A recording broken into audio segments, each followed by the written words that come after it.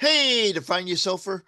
If you're like me, you're on the spectrum and battle with sleep every single night. I cannot tell you the number of nights it took me hours to fall asleep, even when I'm tired.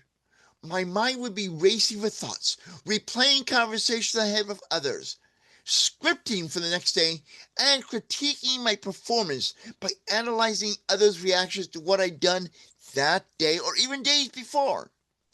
Then there are some nights that I cannot sleep at all, no matter what I try. And when I do sleep, I wake up tired in the morning. Unfortunately, this is one of the things we autistic adults battle with every single day. Or is it every single night? This struggle is called insomnia in autistic adults. It is a pattern of persistent difficulty with sleep initiation, sleep maintenance, or sleep quality that leads to daytime impairment. And it is far more common and often quantitatively different than in neurotypical populations. Now, in today's video, we're going to look at 8 key aspects that are related to us being sleepless on the spectrum and some steps we can take to get a good night's sleep when we wake up and feel refreshed each and every day. So, let's get started.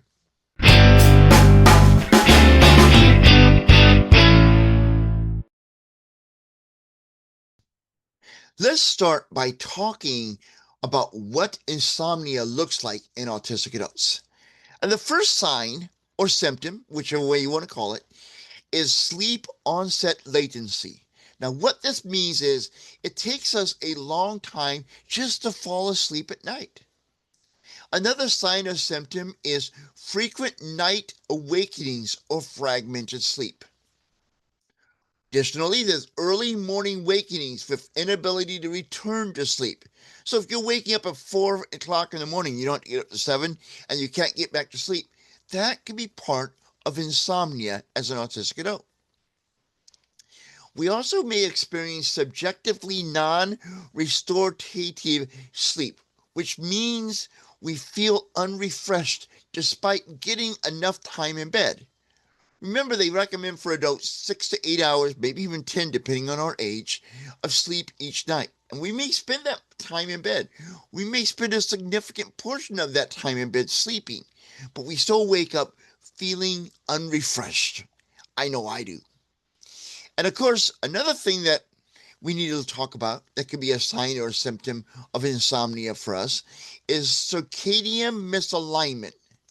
Now, the circadian rhythm that we all have kind of keeps us on a schedule. I mean, this is from our great ancestors before we had clocks and all that other fun stuff. Most of us would sleep at night and be awake during the day. That's just natural for us.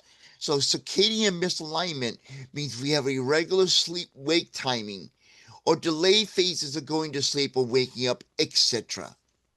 Now, these symptoms I just shared with you combine into what is clinically considered insomnia disorder when they persist, typically greater than 3 months.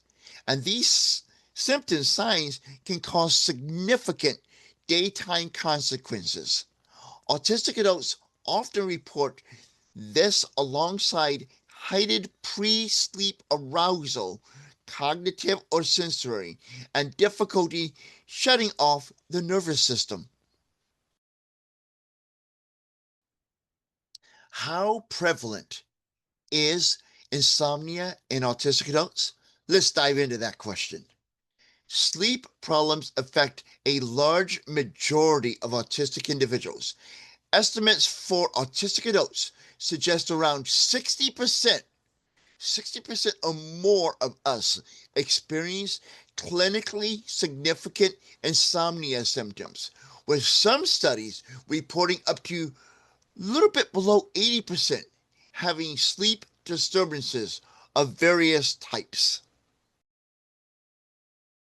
Now let's dive into some of the contributing factors or mechanisms that lead us to experience insomnia. And the first one is neurological differences. And what this basically means, we have altered melatonin production. And melatonin is something our bodies naturally create to help us fall asleep in the evenings or whatever time our bedtime is. We additionally have circadian timing issues. And this is all documented in autism, contributing to delayed or fragmented sleep. Additionally, we struggle with sensory sensitivity or dysregulation. Now, we all know this. I mean, we're on the spectrum. If you haven't heard it before, you're going to hear it now. We all have sensory sensitivities. Mine is noise and mine is light. And many people have the same ones. Some have others. Textures, taste, feel, smells, whatever. We all have that. I doubt if there's anyone in the spectrum that does not have some level, maybe small, of a sensory sensitivity. Like I was saying, sensory sensitivity or dysregulation does contribute to us having insomnia. And some examples that can contribute to us having trouble going to sleep or staying asleep is being easily distracted by light, sound, tactile input. And this all can interfere with both falling and just staying asleep. So basically, if you're in a room and you have lights on, you have the light coming in from the window, I love this. I love watching the moon at night. It keeps me up though because of the light. So this is one of the things that does contribute to our insomnia, sensory sensitivities. Additionally, heightened anxiety is a contributing factor to our insomnia. And what this heightened anxiety includes is rumination and emotional dysregulation. And these are common comorbidities for those of us on the spectrum. And these fuel pre-sleep hyperarousal. You know, I talked about earlier that, you know, for some of us, and especially for me, I will replay conversations I had, maybe script something that I'm going to do the next day because I'm anxious about it. That anxiety is keeping me awake at night and probably doing the same for you. Also, comorbid conditions contribute to our insomnia. And examples of comorbid conditions include ADHD, depression, gastrointestinal discomfort, chronic pain, etc. And medication side effects can worsen insomnia. So we'll take you some medicine for some of these comorbid, I hate that word, it sounds like death. I call it coexisting conditions, but medically it's called comorbid. If we're taking some medication for it, that can mess up our sleep cycles or make us sleep more or restless, whatever. Every medicine has a side effect. Just remember that, folks. Basically, they do. Some of us experiencing, some of them us do not. Another thing that I like to discuss here is behavioral and environment factors, including irregular routines or masking related stress, accumulate into chronic sleep disruption. So we have a rough day. We've been around a lot of things that essentially overwhelmed us. We had an irregular routine. We masked more than we normally did, and that's going to make us have more trouble sleeping at night. Now let's talk about how insomnia impacts our lives. Now, chronic insomnia increases daytime fatigue, cognitive inefficiency. It also increases emotional vitality, lowered quality of life, and can amplify autistic masking fatigue or overwhelm, creating a bidirectional worsening between sleep and mental behavioral health. As you can see in this little description I just shared with you, insomnia, especially when it goes on for a while, can cause many problems, so it does need to be addressed. Let's take a look at a way that you or a qualified clinician may assess you to better understand and diagnose you with insomnia. Now, some of this you can do on your own, some you may want to do or need to do with a clinician, but let's break down what you may be experiencing while you self-assess or being assessed by a clinician. And the first is a clinical history. they're going to want to know, or you're going to want to look back at and a history of your sleep patterns and your sleep routines, and make a list of your sensory triggers as well as any coexisting conditions like ADHD, depression, etc. Especially any medicine you may be taking with that could be causing effects or affecting your sleep at night. Additionally, you may want to or will be asked to keep a sleep diary with standardized scales. And what this basically means is you want to have a standardized scale and a sleep diary that you chart or journal. I love that word, journal. You journal your insomnia severity. How much it affect you one night versus another? And you may want to add to that, what was your day like before? Did you have a stressful day? Was it a relaxing day? All these information can be clues. Now, before I continue in the list, I want to tell you a little philosophy I use. Okay, when I go to the doctor or when my wife goes to the doctor, we have the theory we tell them everything, and we let them determine what's relevant and not because we've not had the training. So even if you think it's trivial, write it down in that diary. It could be an important clue. Just a little extra bonus tip I want to share with you. Additionally, you may undergo a procedure to rule out sleep apnea or other sleep disorders. Your insomnia may be caused by your autism, and it may be caused by other issues like sleep apnea or other sleep disorders. And only a qualified clinician can make that determination. We lay people probably can't. And we really should lean to the professionals for that. And because our sleep and our insomnia could be ADHD, I'm sorry, autism related, or it could be a condition of sleep apnea, which can be a serious condition. We really should check with a clinician if we're very concerned about our sleep habits. Additionally, a licensed clinician may want to screen for circadian rhythm disorders, restless leg syndrome, or hyperarousal patterns. And these screenings are important because presentations can overlap, which means you may have more than one thing causing you to have trouble sleeping at night. And again, some of this we can do on our own, some of this a clinician is best at doing. And I don't want to overemphasize this, but it is important that if we're concerned and it's a persistent problem, it, there's no shame in asking for help, and there's no shame in talking to your general practitioner, your primary care physician about this, and get the proper screening and proper diagnosis so you can get the proper treatment for this condition. Now let's talk about evidence-based management approaches. Some of these we can do on our own, and some it would be best if we work with a qualified clinician. Let's start with the ones that we can do on our own.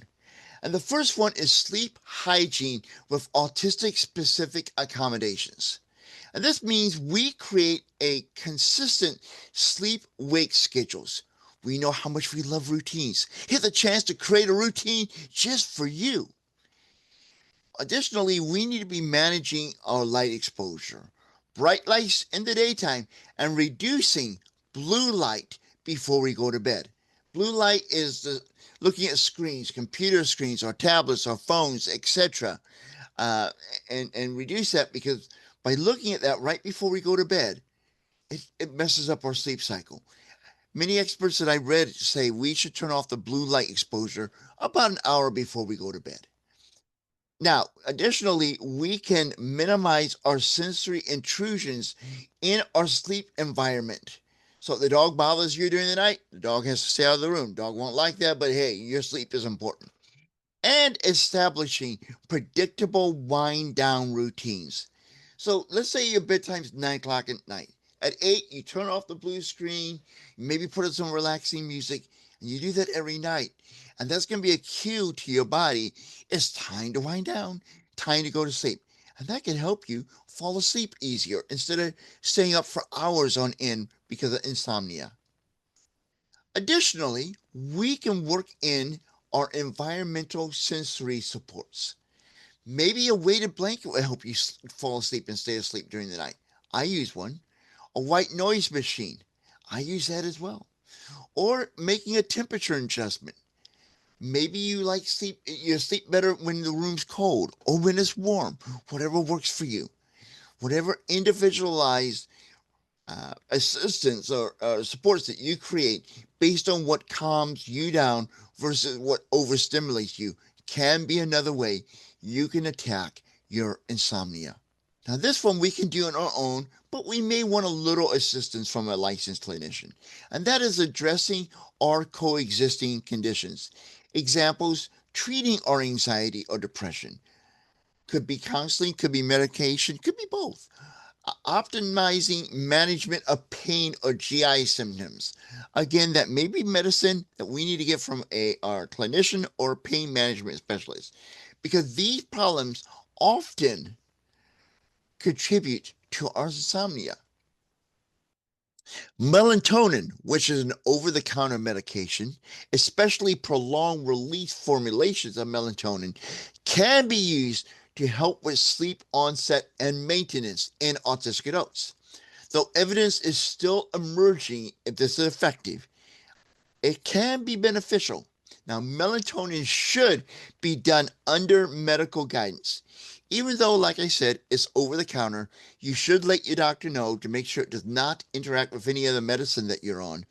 And maybe they can come up with a plan that would be best for you and your unique condition, because no two people are alike. Now, these next two do involve getting involved with a clinician, which is fine. If you need that help, there's no shame of it. Let's talk about the first of these two, which is known as adaptive cognitive behavioral therapy for insomnia. That's a mouthful, isn't it? There is growing evidence for autism tailored or guided online versions of this type of therapy. Uh, that is showing promise in reducing insomnia severity when adjustments account for sensory and cognitive styles. And the other thing that we wanted to talk about that will involve a licensed clinician is acceptance and commitment-based insomnia intervention. Now, this is some pilot support for autistic adults, which means that they're starting this out. That's what it means to me, at least. And it addresses both insomnia and anxiety in a multi-module way. So they address both coexisting conditions together. Now, when should you escalate and stop trying to fix this yourself and get specialist help? Well, there's a few signs that will indicate it's time to call in the cavalry, as they say, and get some professional help on board. And the first sign is if insomnia persists despite constant first line behavioral adjustments, which means it persists for more than 3 months with functional impairment.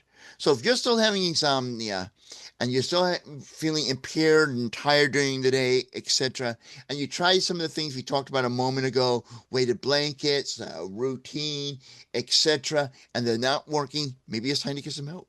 Also, signs of other primary sleep disorders, example, loud snoring, gasp, which would suggest sleep apnea, restless leg sensations, circadian rhythm misalignment, which can cause day-night reversal, are signs that, hey, we need to talk to somebody, because this may be beyond us fixing it on our own. And remember, asking for help, nothing is ashamed about that. And if you're experiencing severe daytime sleepiness, cognitive decline during the daytime, or moods worsening in tandem with poor sleep, then it's time to talk to a clinician and get some professional help on board. To wrap this up, I want to share with you some practical tips for autistic adults who battle with insomnia. And let's run through these here. Try using a visual schedules for sleep routines. Many people find visual schedules helpful Create one to help you prepare a routine so you go to bed and maybe you get a good night's sleep. Limit caffeine and screen noise in the last 1 to 2 hours before desired sleep. Many of us like caffeine, coffee, and soda. I'm on the soda camp. I really cut that back, but still, I will sometimes have a can of soda in the evening while watching a ball game, and then can't sleep. And I guess I need to. I got to work on this myself. I'll be honest with you, okay? But if we limit that caffeine and that screen noise, like blue noise we talked about earlier, that can help us get a good night's sleep. Incorporate predictable transition routines or rituals that signal to the brain that it's time to shift towards rest. You can have a bedtime routine like at 8 o'clock in the evening. Okay, I'm going to put away all my electronic devices. I'm going to listen to relaxing music. I'm going to go brush my teeth. I'm going to take a shower. I'm just going to maybe have some scented candles, whatever, and help me relax. Don't forget to blow those out before you go to sleep, and then climb into bed at 9 o'clock. Something like that. And you do it every single night at the same time. It becomes a routine, and your body will start, or should start, adjusting for it. If it doesn't, again, see a clinician. Speaking of clinicians, partner with clinicians who understand autism, including sensory profiles, when pursuing therapy, like we mentioned earlier in this video, or when we are looking at pharmaceutical options, including melatonin. And we can track our sleep patterns to identify consistent barriers. We can use things like apps or paper logs, another form of journaling, to stay on top of all this and notice what is going on in our lives. Maybe realize, hey, I have more trouble sleeping on days that I mask way too much or I'm in noisy environments. And that can help you identify the source and help you make the needed adjustments in your life. Now it's your turn. Do you struggle with insomnia as an autistic adult? I would love to hear your experiences. What's the hardest part about sleep for you? Is it falling asleep, staying asleep, or waking up already tired? Share your story in the comments so we can support each other and find strategies that actually work for our autistic community. If this video has helped, please give it a thumbs up and share it with others. If you've not already, click that sensory-friendly subscribe button for more videos about autism and confidence.